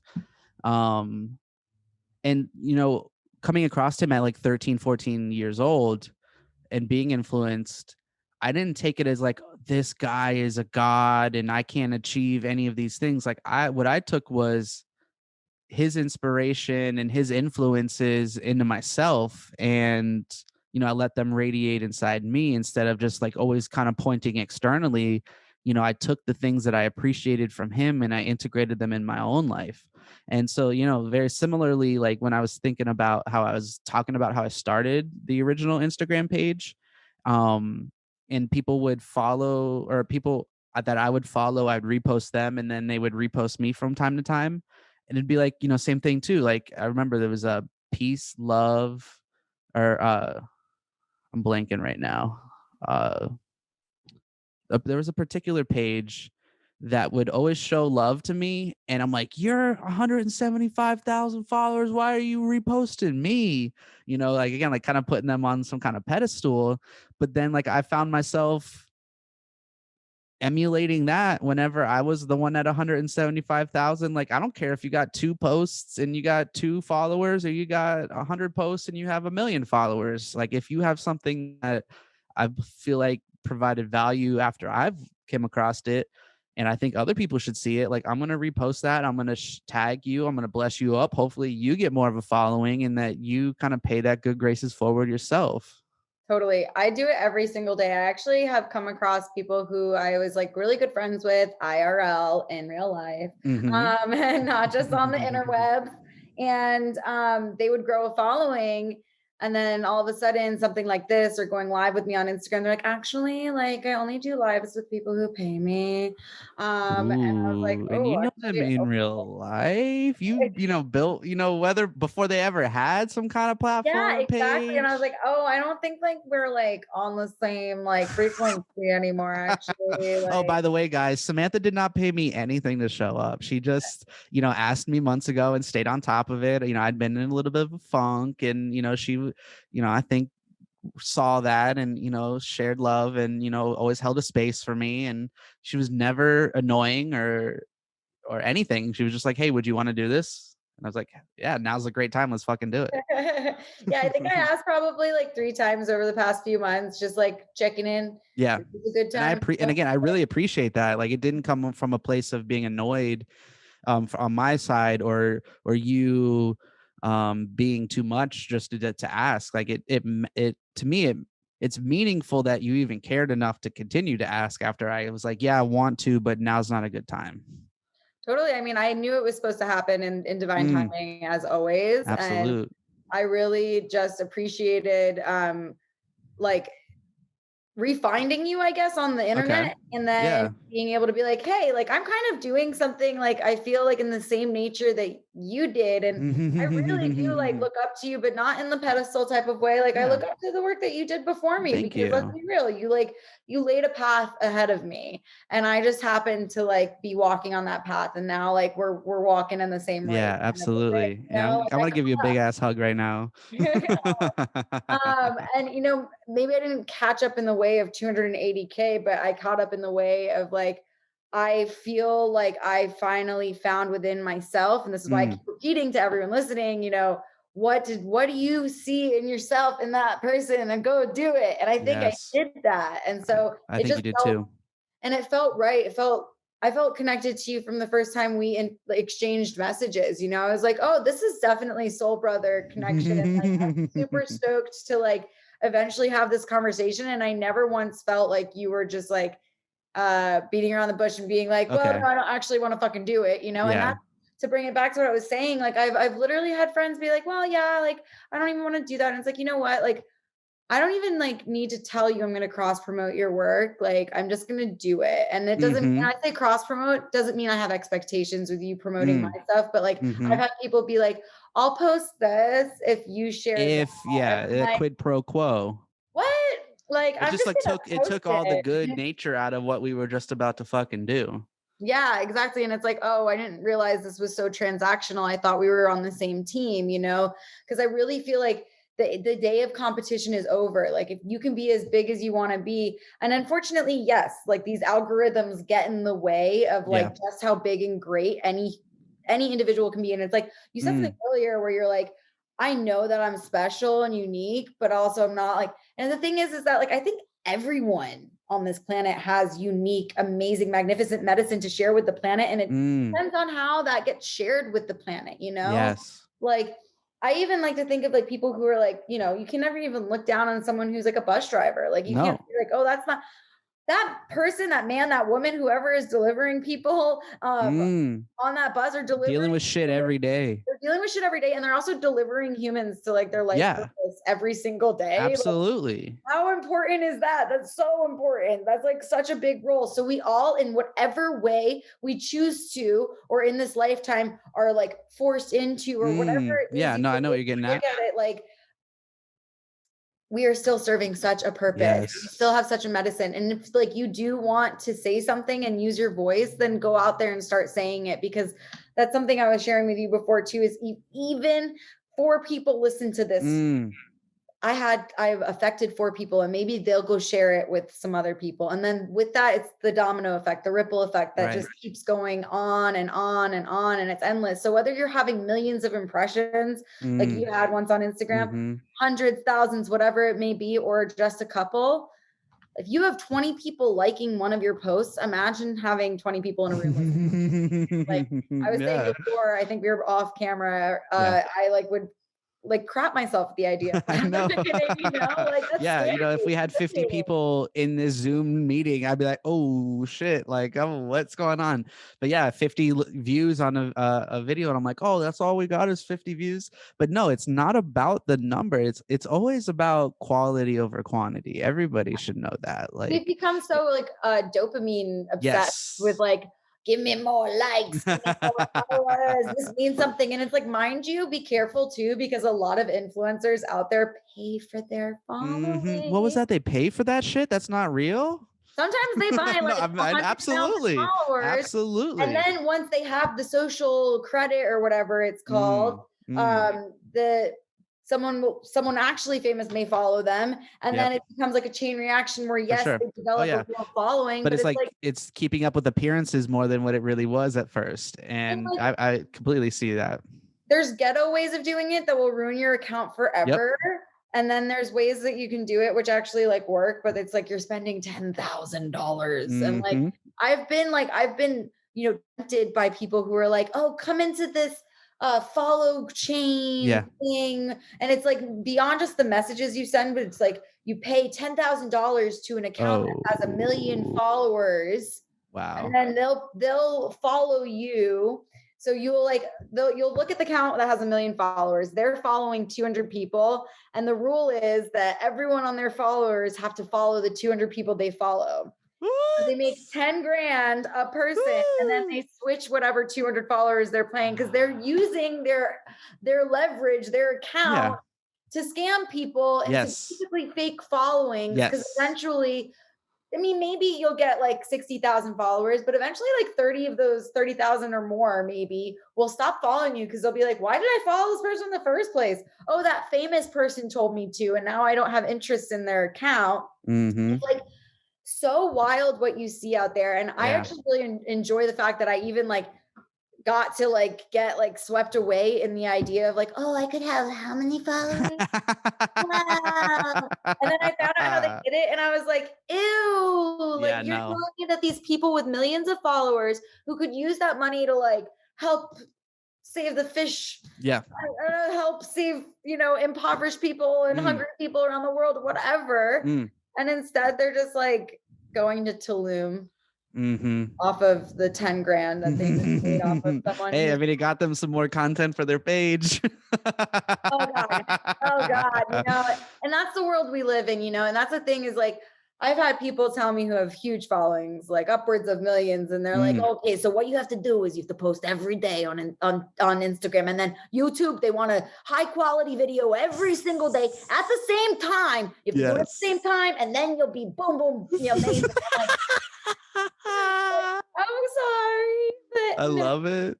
I Like, I love it. can't do that shit. I need to go have a life. You Yeah. see how beautiful it is outside? I mean, Mhm. Yeah, it's I'm hearing it. Yeah, it's gorgeous. absolutely. And oh It's my, gorgeous. yeah, It's real life. gorgeous. Go Gorgeous. experience it. For real. And no, I think that that's very important because yeah, I mean, same for me. People like, how do I get a page as big as yours? And that's, I'd be like, post as often as you can, do it consistently. This. And I'd been a part of engagement groups. Thankfully none that ever approached about money because I would have instantly backed away from that because I was just like, what? But yeah, it was like, you'd have 100,000 followers and everybody in that group would have over 100,000 followers. And it was becoming like a chore, almost like a daily, work task to repost everybody or two people and rotate and be an admin. And, I'd done some of that stuff for a year plus at a time. And don't get me wrong, it really did help as far as your engagement and growth because you're on other people's accounts, getting exposed to other types of followers. Um, but then it really was like, am I really only scrolling through this person's page to try to find a post so I can just fulfill this task so that when it's my turn that they'll do the same for me? Didn't really feel as authentic anymore. So then I eventually was like, you know what? I respectfully would like to remove myself from here. I really appreciate all the help that I've gotten. I actually thought of that page, Peace, Love, and Vibes. So Peace, Love, and Vibes reached out to me and like had been a part of just these different groups and stuff like that. And it's just like, again, it was very instrumental in building the page up to a bigger status. But when I really thought about it at the end of the day, it just, it wasn't really worth continuing to share people's content that I might not have otherwise, and it felt hollow. So, I kind of backed away from that. I still continued following the other pages, and if they had a post that I liked, I would do it, but I just didn't want it to feel like such a chore anymore.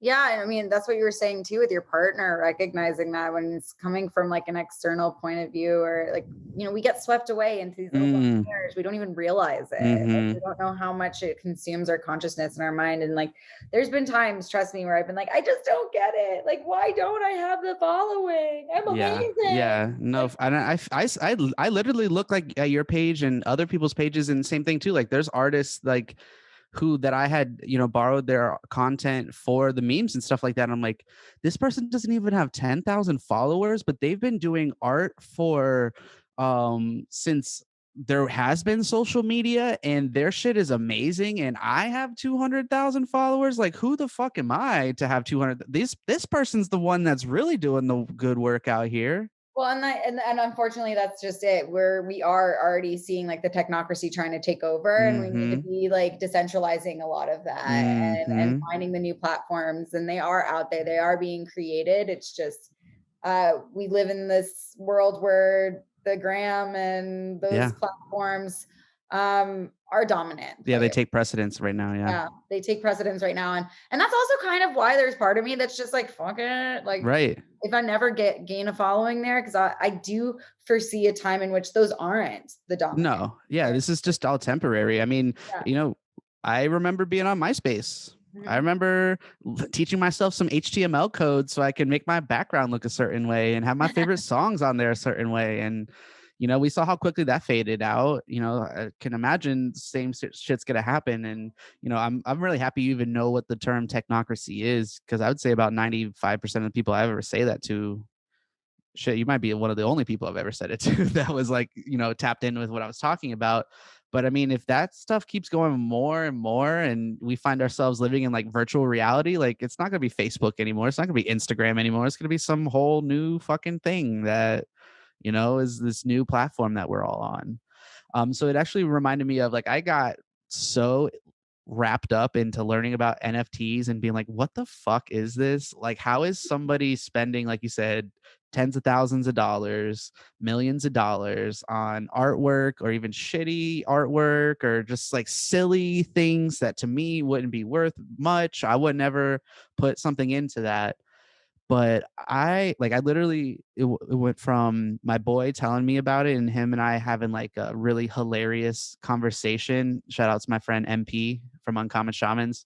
We just like we chatted until 4 in the morning, just like kind of like joking with each other, coming up with meme ideas. And just I haven't laughed from a text conversation that much in a while. But it really put me on to this concept of NFTs, and I couldn't fall asleep. Like, it went to the point where I stayed up for probably 37 hours because I just couldn't fall asleep. I felt like I unlocked something in my head. And so I'd love to share that on here, at least relay what I could relay. I feel like you have to know somewhat of a background on cryptocurrencies to kind of understand what I'm getting at. I would assume that you do, Samantha. I'm not going to assume that everybody does.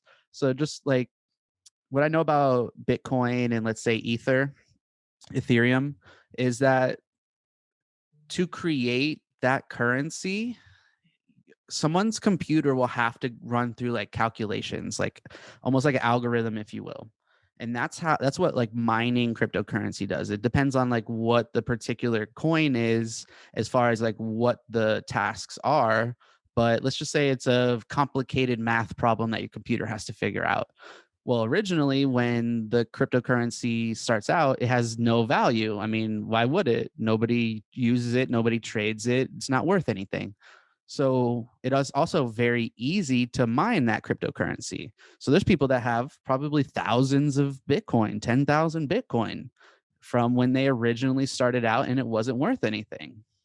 So as time progresses and more Bitcoin gets mined and the value had gone up, it's harder to mine a new Bitcoin.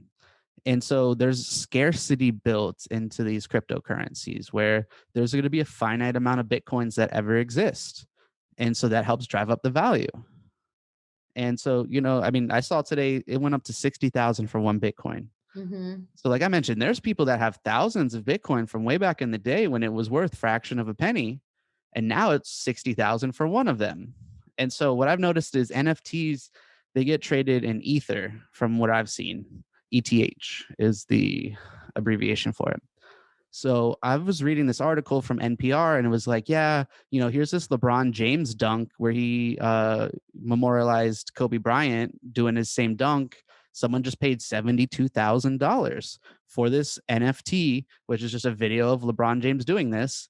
And, they explained like, this person owns this video, but they don't own the copyright of the NBA. It's not like they make money anytime someone watches that video of LeBron James doing that dunk. They just own that little piece of content that they purchased. And then I'm just thinking to myself, like $72,000. I can't imagine clearing my bank account out for a little LeBron James video that I have saved in my phone. But then I was like, Cody, it's not about dollars. It's about crypto. Somebody had a shit ton of ether and it was never worth $1,700 back when they first started getting the ether. So now breaking off however much 72,000 ether would be wasn't that big of a deal for them. When someone says like, oh, $1 million worth of artwork just got sold as an NFT, I would wager that most of the time that's not a millionaire or a billionaire that just spent their cash on that, as much as it was somebody who mined that currency or has a lot of it from back when it was not worth much. So for me, thinking about like the flip and maybe, beating myself up on doing the research when the cryptocurrency was originally coming out. Like I remember listening to the creator of Ether talk about Ethereum before they ever launched the platform, and me being like, "Ooh, this is awesome. I want to know more about this. I want to be a part of this."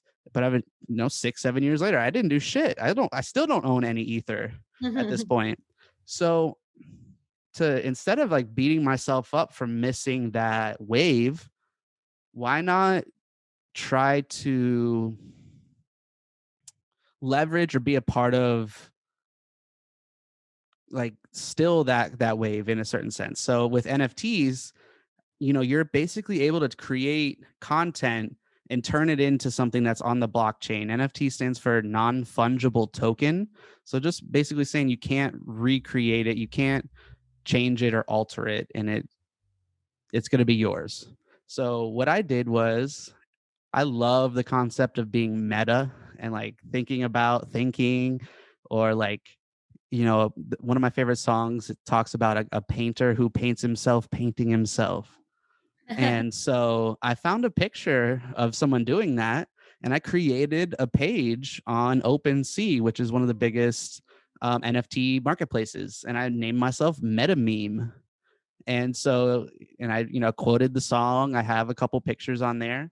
And so what I did was I created a set of 4 memes, and it says, I am a NFT. So it's an NFT that says I am an NFT. So it's an NFT of an NFT.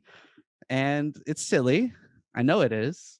But to me, I'm like, that's my kind of humor. And I'm sure there's other people out there that would appreciate that. So my thought is I want to market this to like the community of people who have a shit ton of ether, that it doesn't matter to them. Like if they came across that and they smiled at it or they laughed at it, it wouldn't mean anything to them to break off 0.33 ether and send it to me. You know how much that is, Samantha? $500 for someone to give a fraction of an ether coin, which they may have thousands of because they mined it years back when it wasn't worth anything. Pennies. That's $500 to me. Yeah. If I just to transfer that over into, US currency. For them, it's So, pennies, and for you, mm-hmm, it's money for like mm-hmm, humor. Like you finally exactly. like king of memetics. I've titled you. Yes, you're crowned by me. I'll knight you or whatever. But like for sure, that's awesome. I love that I am an NFT. That's so And so it's literally it because I uploaded it on there. It's technically an NFT, and the collection is I am a NFT. And so I basically did 4 of them. I did it whether it was like in that normal font that you would see memes back in the day. It's called Impact. I just took the impact font, just made it something real simple. One of it's on a white background with white text and a black border. Another one is on the white background with the black text and no border. And then just, flip that as far as like the inversion of the colors. So there's four of them. And I just had like a funny way of writing the caption. I said, I burned these templates after this had been minted, which it's so easy to make these things again. But, it's the concept of like this, there's never going to be any more of these. Yeah, And that's also I even imbued a special message into them because you can have like unlockable feature. So like if you were to buy one of these, you unlock it and you get that special message in there. And I don't know, it was just fun. It was just something I did at 3 in the morning when I couldn't fall asleep. And I'm like, hold on, there might be something to this. And if I could just, again, just make someone's day with a piece of content or a meme or whatever, and it's nothing to them to send me this, and it blesses me up in a different way, like I think I could be onto something, like using NFTs to make content. And like I said, be a little bit more specific and market to like 4chan or market to certain subreddits where they had been following this ether trend for so long. And I just think about like if I was to put myself in that person's shoes and I was like, oh yeah, here's a ether for that one coin. And I'd be like, I just gave someone $1,800 for, something that made me feel good. And I know I just blessed them up into something that they never would have expected themselves. So yeah, that's my little rant. fuck yeah. I love it. Oh, Awesome. actually, one other thing I was thinking about was I had been posting all these memes and stuff like that on Instagram for so long, and like I mentioned, not to get money, not to get a sponsorship or what have you. But now I'm thinking like I'm gonna post all these memes on an NFT account, and if someone wants to own them and bless me up, then let's have at it. Like let's exchange value. This is beautiful. Yeah, and I mean, you do spend your time and energy like collecting all this and curating, Mm-hmm. creating your own like portfolio of them. Mm-hmm. Yeah, and it's funny to think about it like that, but yeah. And it's true, and it is deserving of the energetic exchange. And I think that there is that way of being able to do that and coming at it in an authentic way. Like I think that there needs to be a time where we can self promote without people like gagging Mm. Yep. about it. And there's just, instead of shilling for companies that you don't actually believe in and Mm-hmm. like a gatekeeper with your following and use Mm-hmm. your platform for like egoic desire rather than being like, I'm a deserving, abundant human Yep. being and I deserve energetic exchange for the work that I'm putting out there, the energy I'm putting out there. And that is safe because that's what I'm also trying to teach other people to do. Mm. How can I teach that with I'm not embodying that? Yeah, absolutely. And that's still something I'm coming into and an understanding of in myself is like I grew up a pretty privileged lifestyle and like Mm-hmm. there are times where I'm like I can't offer the work that I do for money because I don't need it. And it's like, you Yeah. know what? Like I may not need it, but like I also wouldn't be myself if I didn't have the lifestyle that I lead Mm. and I Right. was able to have the light that I have and I share with other people. If I didn't have that lifestyle, I Mm. enjoy that. So it's like, of course I want to make money. And of course I Mm-hmm. deserve to. And there's more than enough on this planet for everybody to Yes. do. And that's where we need to get everybody like from oh gosh, there's so much into this and I know we wrap it up soon. But like the fact that like people are just so job mindseted, not Yeah. career mindseted, not Right. realizing that they're so powerful and have so much like we are all creator beings and like whatever that means. It doesn't mean you have to be some like talking head and have a big following or any of that. Doesn't matter. No. None of that matters. But like by the way, some of the most like world changing, wave making people on this planet don't have social media. Yeah, they don't. Yeah, Don't even know exactly. They're not even on any of these platforms for you to even come across them to discover them. Absolutely. right. It's a So very it's important point. there's so many magical people out there doing so much. And we can go into the one percenters and all of that, but it's like we need to realize that like there is enough abundance on this planet for all of us to live however we want to share our messages however we want to, and to just be in our authentic truth and ourselves. Mhm. I love coming on here and meeting all these fucking fabulous people doing that, because I feel like it's just like holding hands with soul family Yes, collecting us. And that's why it's like, come here to divine data and like find all of the people doing all of the things, you know? I love that. I don't want to limit it to someone with a big following. I have like my friend Michelle was on here and she's a nurse. Mhm. I see her as like one of the most powerful leaders I've ever met in my life. She doesn't do Fuck social yeah. media beyond to just like update people what she's doing in her life, you Yeah. know? Like that's not what she's here for, but Mhm. such an inspiration, such a teacher, such a leader, such a healer, you know, Mm.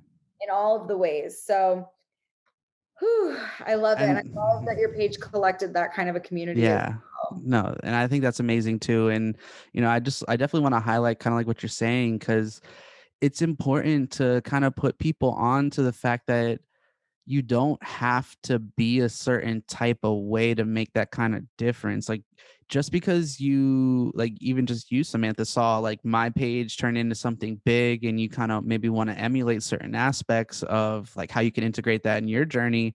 Like, you just made a great point. Like, there's someone like your friend Michelle who doesn't even post any like it's just personal content. It's not about like spiritual content or motivational content or what have you. It's just, she's just keeping like her life up to date when it comes to that stuff.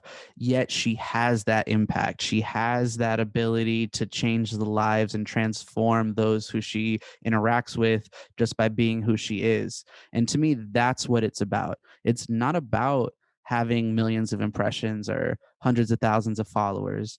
It's not even about 20 people liking your post. I would rather someone scroll and read what I put in there and not even like it than just to like it and then move on without ever looking at it. You know what I mean? If we really want to go down to things, because like I've been on Instagram scrolling, liking everything that comes my way and not actually absorbing any of the content that's in there. And then there's been other stuff where I'll read all the carousel posts, all the caption, all the interaction with the captions, and then I'm so wrapped up in that that I forget to like the post. Which Mhm. one really mattered to me? The one that I liked, or the one that I spent 30 minutes absorbing everything I possibly could because it was just dripping in what I wanted? And so, like, to me, again, it's more about the quality of the interaction and the deeper connection of the meaning than it is these numbers. So, yeah, it stinks to go on Instagram and then see I have 60 likes when I used to have 600 on something, but who gives a fuck as long as it's given to people that really care. And I know, like, without a shadow of a doubt, that I've been able to make the kind of impact that I've wanted to on others, and maybe even more, because there's been people that have reached out to me and said things that put me in more than a puddle. Like I get goosebumps and damn near cry just thinking about some interaction that I've had. And just to know that you can touch somebody in a way that matters, and it's almost like finding someone that is like you but from a different vantage point, you know what I mean? And I feel like that's like what this interaction is too.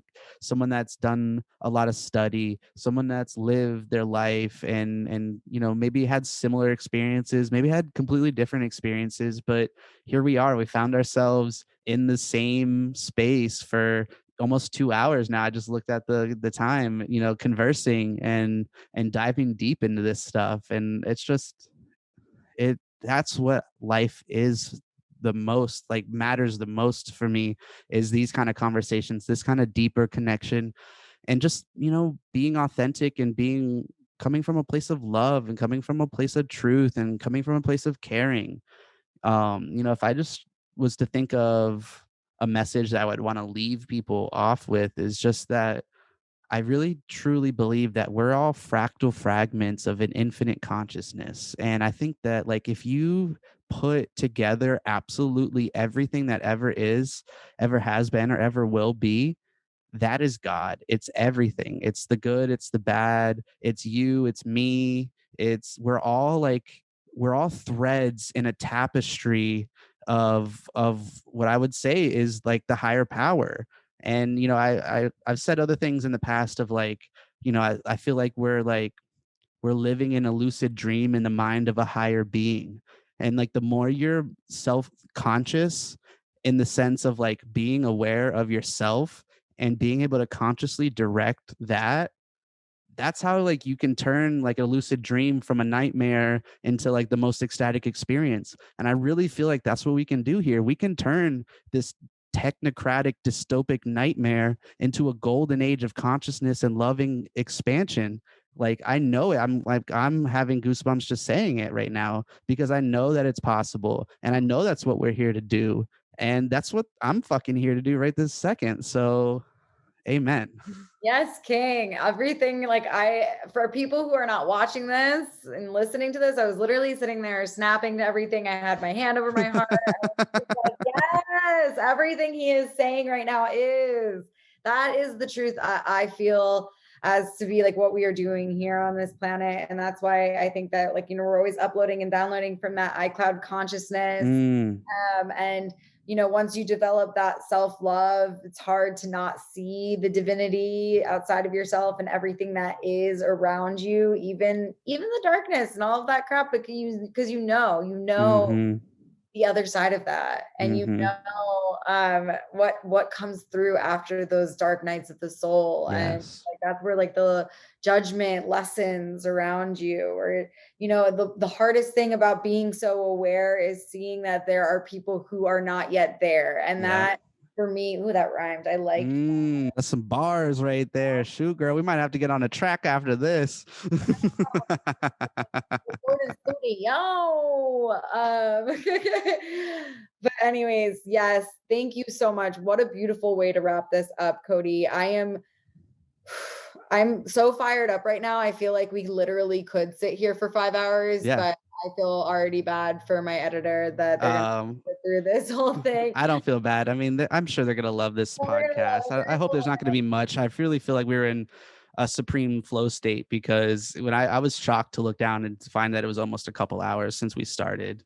Um, absolutely. Yeah, I if didn't you feel don't like mind though, like I kind of feel compelled. I want to share some of my raps. I want to share oh, like a little acapella. You that's know, a I've real way to end this. That's okay, a real so I might mess this up and I might, have to restart, but if I'm able to remember it, then I'm able to remember it. So we'll go at it.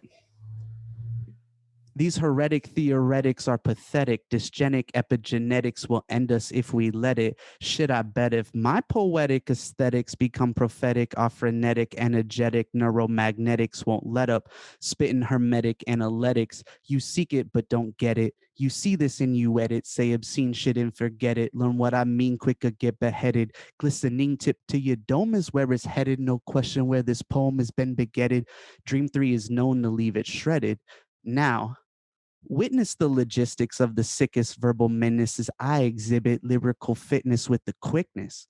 My maso-sadistic linguistics twisted the sickness to leave these bitches spitless. It's ridiculous to think that you could get this, like God tracking his bowel movements. You're forever on my shit list, which is the quickest way to get dismissed, laying their shit list and assist this to the top of the hit list. I'll enlist the slickest in the business to enrich us, then leave them with stitches buried in ditches, fingers inches from itching they deepest itches after their bitch fits for what I do with my riches. My niche is to be the misfit that is forgetless and transmit this gifted perspective that I'm equipped with. holy Woo! I was losing the breath control at the end there. woo! That's fire. Thank you. So yeah, that's what you guys have to look forward to if you want to look into some of my discography, which is one song on Spotify right now.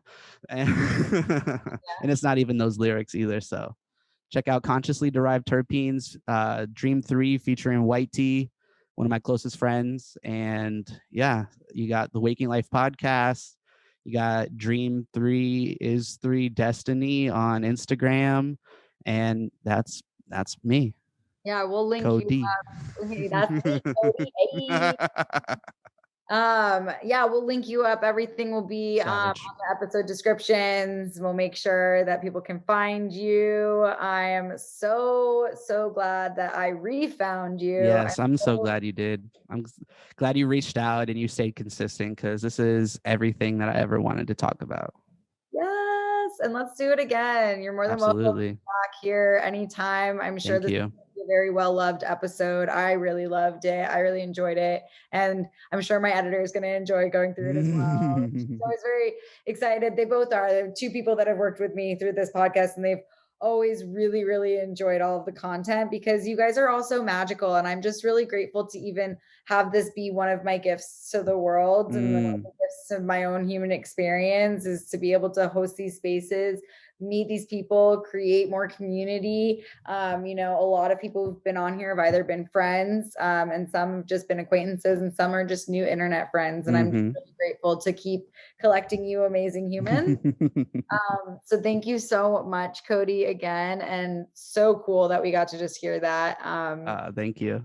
I definitely recorded a little bit so I can like put a bit of that up on my Instagram story That's so before funny. I love it. I head back. So good. All right, man.